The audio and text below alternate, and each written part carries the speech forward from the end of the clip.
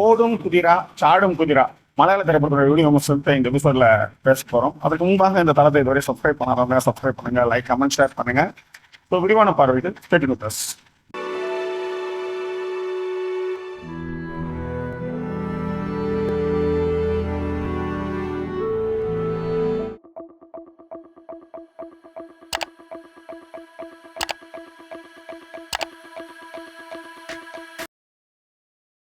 ஹிருதயபூர்வம்னு ஒரு படம் நேற்று தான் ரிலீஸ் ஆச்சு. அதில் மோகன்லால் என்ன பண்ணாருன்னா, சீனியர் ஆர்டிஸ்ட்லாம் இருக்கிறாங்களே உங்களுக்கு தெரியுமா அப்படின்னு ஒரு பையன்கிட்ட கேட்பாரு. சொல்லுவான், இல்லை எனக்கு வந்து ஃபாஃபா தான் தெரியும் அப்படின்வான். என்னப்பா ஃபாஃபா அப்படின்னு, எனக்கு ஃபாஃபா தான் தெரியும், ஃபாஃபானா எனக்கு ரொம்ப பிடிக்கும் அப்படின்வான். இவர் என்ன பண்ணுவார், அவங்ககிட்ட இருந்து கொஞ்சோன்னு ஒரு லட்டு ஏதோ ஒரு பிரசாதம் மாதிரி ஒன்று எடுப்பார். எடுத்துட்டு எனக்கு ஃபாஃபா தான் பிடிக்கும், சீனியர் ஆர்டிஸ்ட்லாம் எனக்கு தெரியாது நம்பர், அந்த அப்படியே அந்த லட்டு தூக்கி அவர்கிட்ட கூப்பிட்டு போயிட்டே இருப்பார். சீனியர் ஆர்டிஸ்டோட தெரில உனக்கு, நீ என்ன பாப்பான்னு சுற்றிட்டு இருக்கிற ஃபாஃபா பக்கத்து வாசமா, அது ஒரு மாதிரி ஒரு சர்க்காசமான விஷயம். அதனால விட்ட சாவனையா என்னன்னு தெரியல, படம் ஒன்றுமே இல்லை. சரி, அது என்ன எப்படி இல்லை ஏது இல்லைன்றதை கொஞ்சம் விரிவாக பார்க்க போகிறோம். உண்மையிலே நம்ம ஃபகத் ஃபாசில் படம் வந்து ரொம்ப நல்லா இருக்கும் அப்படின்ட்டு இன்றைக்கி வேறு ஃபேமிலியெல்லாம் வேறு கூப்பிட்டு போனோம் படத்துக்கு. பெரும் செலவு செஞ்சேன், கடைசியில் பார்த்தா பப்படமாக போயிடுச்சு. ஒன்றும் இல்லை, கதைன்னு பார்த்தா ஒன்றுமே கிடையாது, கதைன்னு ஒன்றுமே இல்லை. ஃபகத் ஃபாசிலும் இந்த கல்யாணி பிரியதர்ஷன் இந்த ஃபர்ஸ்ட் ஹாஃப் வரலையும் ஓரளவுக்கு கொஞ்சம் என்கேஜ் பண்ணுறாங்க. மற்றபடி யோயோ. சரி, கொஞ்சம் கதை என்னன்னு பார்த்துருவோம். ஏன்னா ஒரு லவ் ஃபெயிலியரான ஒரு பொண்ணு ஒரு பையன் கூட ஒரு பழக்கம் ஏற்படுது. ஆனால் அதை எல்லாருமே லவ்னு புரிஞ்சுக்கிறாங்க. அந்த பொண்ணு என்ன பண்ணுதுன்னா, அப்படியே தான் அதை ப்ரொசீட் பண்ணி பார்க்கலாமே அப்படின்னு சொல்லி அந்த பொண்ணு வந்து ப்ரொசீட் பண்ண ட்ரை பண்ணுறான். ஸோ அதன் பிறகு அதனுடைய ரிசல்ட் என்னவாகுது அப்படின்றது திரைப்படத்துடைய கதை. முக்கியமாக ஃபகத் ஃபாசில் அண்டு லால் இவங்க ரெண்டு பேருடைய காம்பினேஷன்ஸு சின்ன சின்ன மொமெண்ட்லாம் வந்து ரொம்ப நல்லாவே எடுத்திருந்தாங்க. அதே நேரத்தில் கல்யாணி பிரியதர்ஷன் அவங்களும் சரி ஃபகத்தும் சரி, அவங்களுக்குள்ள அந்த ஃபஸ்ட் ஹாஃபில் இருக்கிற அந்த ஷார்ட்ஸ், ரெண்டு பேருக்குமான காம்பினேஷன் ஷார்ட்ஸ்லாம் வந்து ரொம்ப நல்லாவே பண்ணியிருந்தாங்க. ரொம்ப க்யூட்டாகவும் இருந்தது. பட் இன்டர்வலுக்கு அப்புறம் இந்த ரேவதின்னு ஒரு கேரக்டரை எடுத்துகிட்டு வராங்க.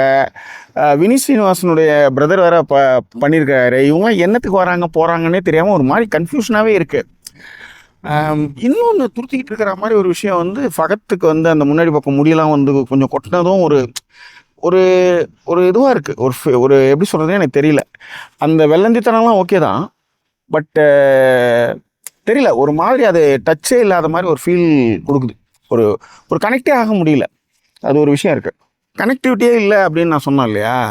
பட் ஆனால் கல்யாணி பிரியதர்ஷன் வந்து ஃபகத்து கூட வந்து பேசுகிற நெருக்கமான காட்சிகள், அந்த ஷார்ட்ஸ் எல்லாமே வந்து ரொம்ப கனெக்டாக இருக்குது.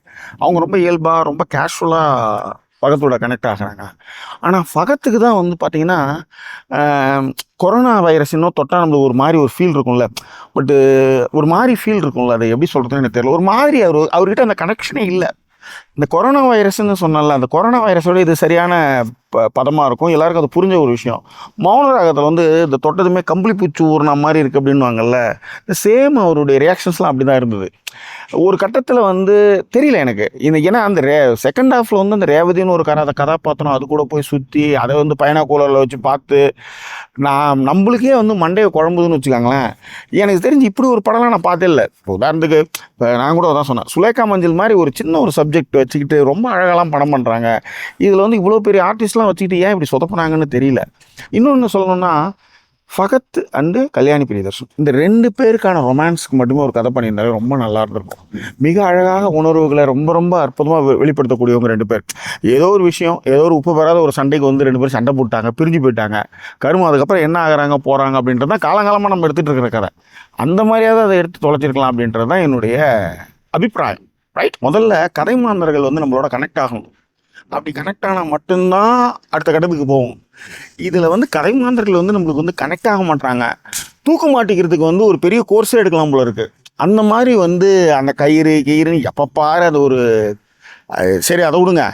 எல்லாத்த விட கல்யாணி பிரியதர்ஷனுடைய சின்ன சின்ன க்யூட் மொமெண்ட்ஸு. இப்போ உதாரணத்துக்கு வந்து என்ன அடிச்சிடேன், என்ன ஒரு வாட்டி அடிச்சிடுன்னு சொன்னது, அதுக்கப்புறம் திரும்ப அவங்க வந்து அடிக்கிறது, அந்த மாதிரியான விஷயங்கள்லாம் கொஞ்சம் நல்லா இருந்தது பார்க்குறதுக்கு. மற்றபடி வந்து பெருசாக கனெக்டே ஆகலை. சரி, டெக்னிக்கலாக கொஞ்சம் பார்த்துருமா என்னன்ட்டு. நிறைய கதை மாந்தர்கள் ஆனால் கனெக்ட் ஆகாத விஷயங்கள் தான் படத்தில் இருக்குது. ஆனால் டெக்னிக்கலாக பார்த்தீங்கன்னா அல்தாஃப் சலீம் அவர் தான் வந்து திரைப்படத்துடைய இயக்குனர். அவர் தான் எழுதியும் இருக்கிறாரு. சினிமாட்டோகிராஃபி வந்து ஜிண்டோ ஜார்ஜ். நிறைய ஷார்ட்ஸ் ரொம்ப நல்லா இருந்தது. ஃபஸ்ட்டு மாண்டேஜ் ஷார்ட்ஸ் எல்லாமே ரொம்ப நல்லா இருந்தது. அதுக்கான லைட்டிங்லாம் ரொம்ப நல்லாவே இருந்தது. அடுத்து இந்த எடிட்டிங் வந்து நிதின் ராஜ் அருண், அவரும் வந்து அவருடைய பங்கை சிறப்பாக பண்ணியிருந்தாரு. ஜஸ்டின் வர்கீஸ் அவர் தான் படத்துக்கான மியூசிக். ஒரு சாங் வந்து ரொம்ப நல்லா இருந்தது. ஃபகத்துக்கும் கல்யாணி பிரியதர்ஷனுக்குமான அந்த சாங் வந்து ரொம்ப நல்லா இருந்துச்சு. மற்றபடி வந்து கனெக்ட் ஆகாத ஒரு விஷயம், கதை வந்து எங்கெங்கேயோ போகிறது ஒரு விஷயம், ஏதாவது ஒரு விஷயத்தில் கான்சென்ட்ரேட் பண்ணியிருந்தாங்கன்னா உண்மையிலே இந்த படம் வந்து அடுத்த கட்டத்துக்கு போயிருக்கும். ஆனால் கதை வந்து எங்கெங்கேயோ போகுது, யார் யார் கூட எமோஷன் கனெக்ட் ஆகுது, ஒரு ஃபீல் குட்டான ஒரு விஷயத்தை வந்து அது வந்து கடத்தலை அப்படின்றது தான் பெரும் சோகம். இந்த படம் வந்து வாட்ஸ்அப் கன்க்ளூஷன் அப்படின்னா திரைக்கதையில் இன்னும் கொஞ்சம் கவனம் செலுத்திருக்கணும் அப்படின்றது என்னுடைய அபிப்பிராயம். இப்போ உதாரணத்துக்கு வந்து உதாரணங்கள் நிறைய திரைப்படங்கள் சொல்லலாம், நம்ம எந்த படத்தோடய கம்பேர் பண்ணலாம். ஆனால் இந்த படம் வந்து அந்தளவுக்கு வந்து கனெக்டிவிட்டியாக இல்லை அப்படின்றதான் நம்ம சொல்லக்கூடிய விஷயம். டைம் பாஸ் கேட்டகரியில் கூட அதை என்னால் எடுத்துன்னு போக முடியல. காமெடின்ற பேரில் நிறைய இடங்களில் ஃபஸ்ட் ஹாஃப் வந்து ஓரளவுக்கு தாங்குது. ஆனால் செகண்ட் ஹாஃப் வந்து உண்மையிலே சத்தியமாக முடியல. நான் பொதுவாக எந்த படத்தையுமே வந்து கொஞ்சம் என்ன சொல்கிறது, ஓரளவுக்கு அதில் இருக்கிற ப்ளஸ் பாயிண்ட்டை தான் பேசுவேன். இந்த படம் அது கூட பேச முடியாத அளவுக்கு பண்ணிடுச்சு அப்படின்றது தான் பெரும் சோகம். Right, anyway the choice is yours. இதுதான் என்னுடைய கன்க்ளூஷன். இந்த திரைப்படம் குறித்தான உங்கள் கருத்துக்கள் எதுவாக இருந்தாலும் அதை பின்னங்களை தெரிவிங்க. மீண்டும் வேறு ஒரு எபிசோட் உங்களை நான் சந்திக்கிறேன். அதுவரை நன்றி கூறியோட வருது உங்கள் ஜாக்கி சேகர் மற்றும் வாட்ஸ் நேம் வாட்ஸ்அப் அர்ஹாம்.